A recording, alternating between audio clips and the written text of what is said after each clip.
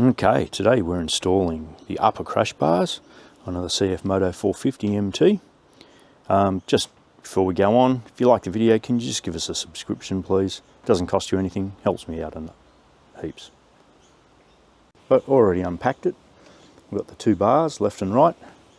Got a series of brackets and fasteners for it, and instructions which are in Chinese. So that'll be interesting. Yeah, so these little covers just pop out, one each side, to gain access there.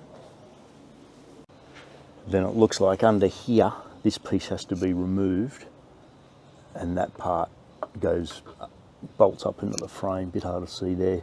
See it easier once this is out, where the bars attach onto there. Yeah, so under there's two 13mm bolts. Need to remove them.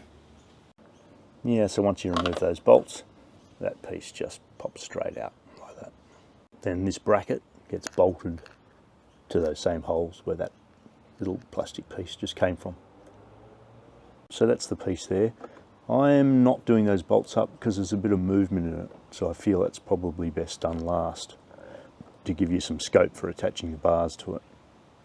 Yeah, so I've got them just loosely in position. There's a spacer which goes behind there, and the long bolt through there. The instructions do tell you the size of the bolt, so look, I'm not going to tell you there. It's pretty straightforward. But the spacer goes in there. Then a long bolt, medium-sized bolt through there, into there, and then the little short one up under there. So we'll just get them started and go from there. And there we go. That's that side fitted. Little plug just put in there, nice and sturdy. Now for the other side.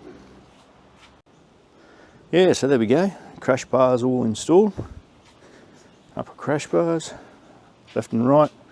But yeah, like I thought, this bracket under there, just don't tighten the bolts up fully until you get all the bars on and tighten, and then just use them as the last bolts to do up. That'll make life a little bit easy for you.